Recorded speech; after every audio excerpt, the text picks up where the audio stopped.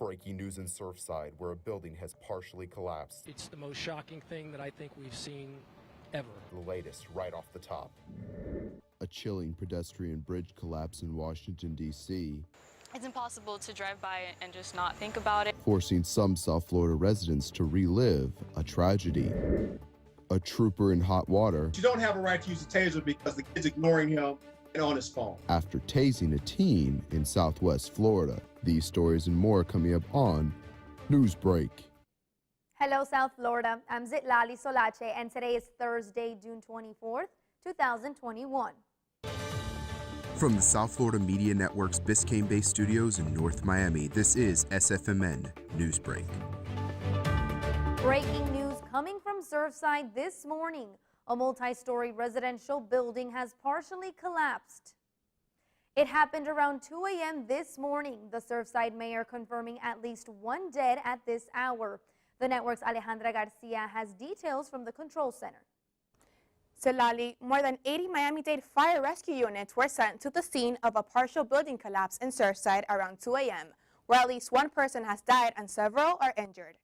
Visuals from the scene show a side of the 12-story condo building completely collapsed in a huge pile of debris, with police cars pulled up and fire trucks gathered in the street below. Surfside Mayor Charles Burkett confirmed at least one person was killed in the collapse and said that at least 10 people were treated at the scene.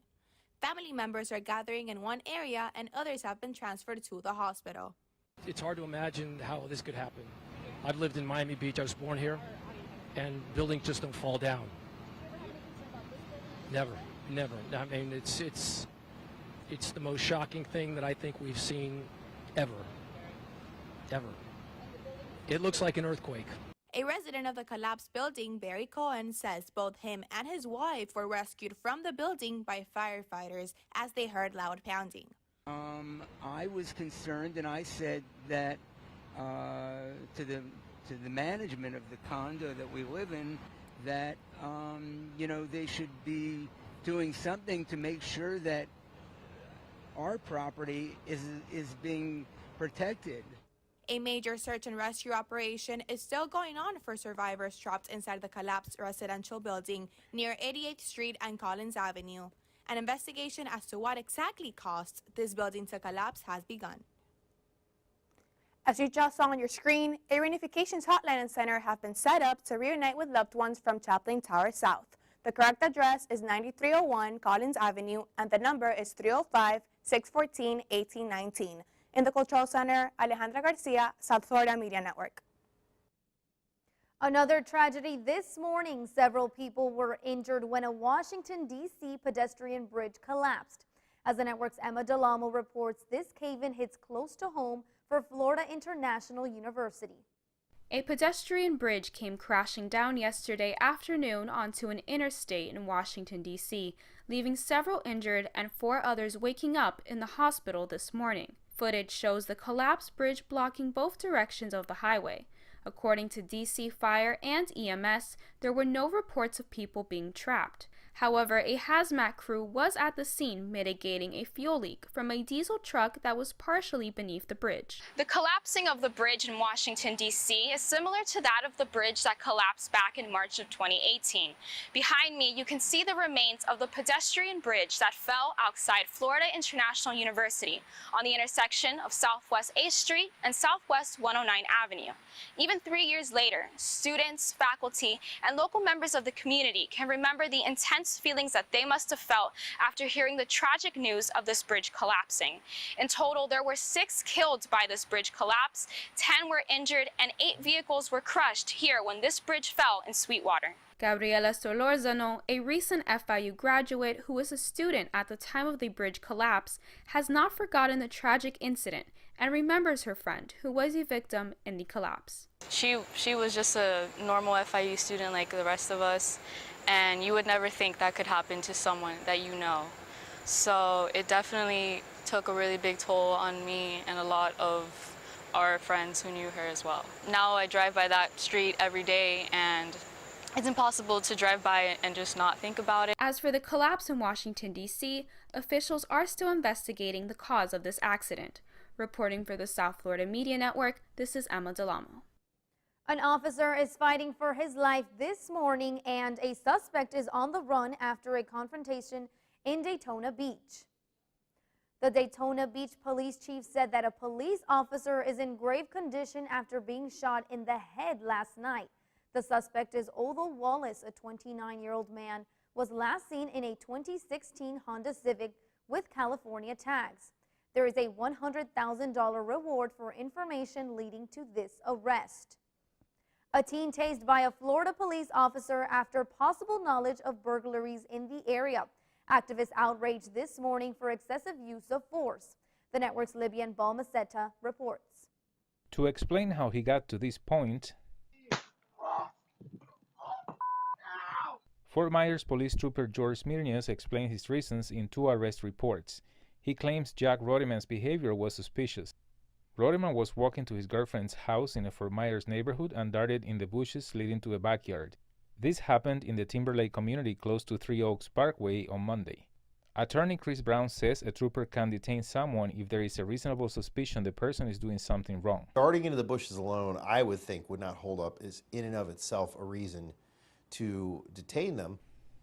But the trooper doesn't detain the teen, and security cameras show he did not try before deploying his taser. Florida Gulf Coast University Professor of Justice Studies Dr. David Thomas says he thinks the interaction leaves much to be desired. I mean, he could detain him, but if you detain him, that means you go and you put handcuffs on. That's what you do. You don't tase somebody. Smirnius claimed the teen failed to comply with his verbal orders, but Florida law states that taser is only to be used under a custodial situation when the subject is actively physically resisting.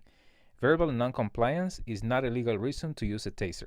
The teenager was walking on a road like this in this community when the trooper first stopped him.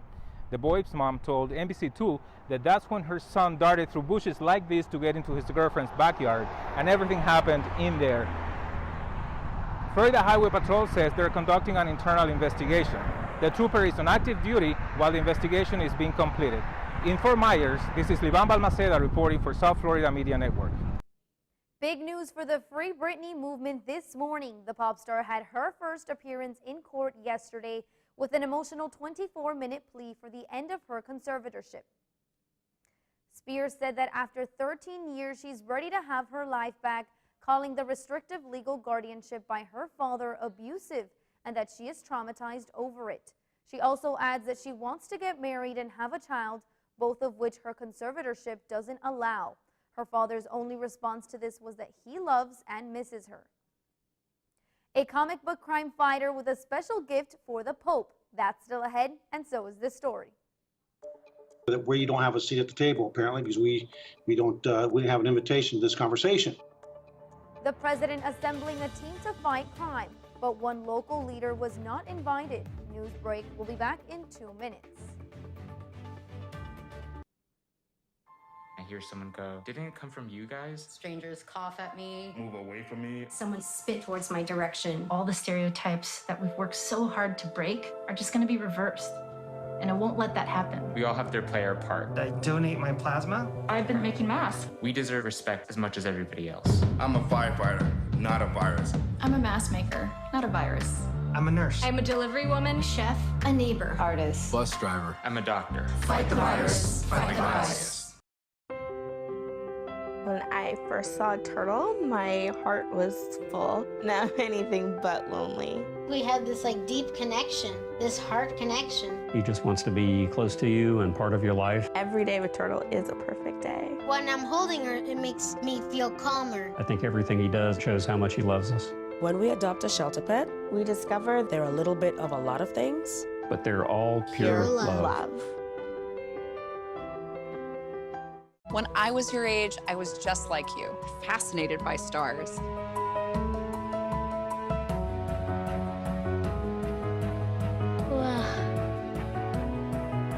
But now I get to search for life in the universe. And who knows, maybe life is looking for us too.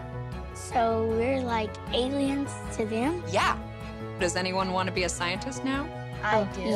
Awesome. We need more girls in STEM. Maybe we can find aliens.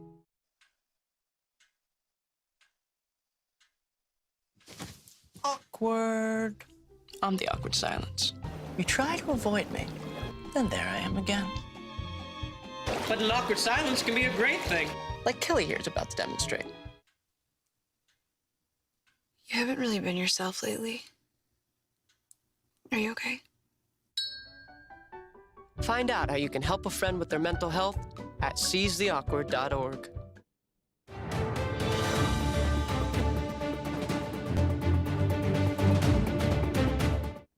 Chief concerned the top cop in the city of Miami disappointment that he wasn't invited to a crime meeting at the White House.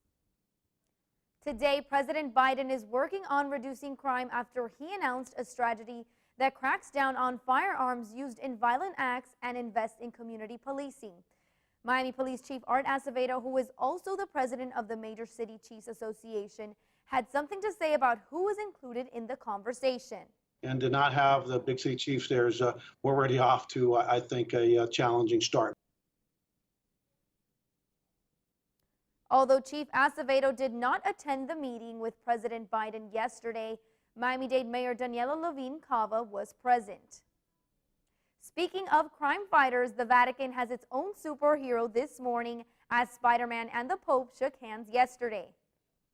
The man behind the costume is 28-year-old Mattia Villarvita, who dresses up like Spidey to cheer up sick kids in hospitals, doing this as he himself grew up in a children's hospital after he was born with a congenital malformation. Spidey gave the Pope a commemorative Spider-Man mask of his own, with the pontiff telling him to take selfies with the kids in the square. That's all the time we have for Newsbreak. I'm Zitlali Solache. Get more news anytime at sfmn.fiu.edu.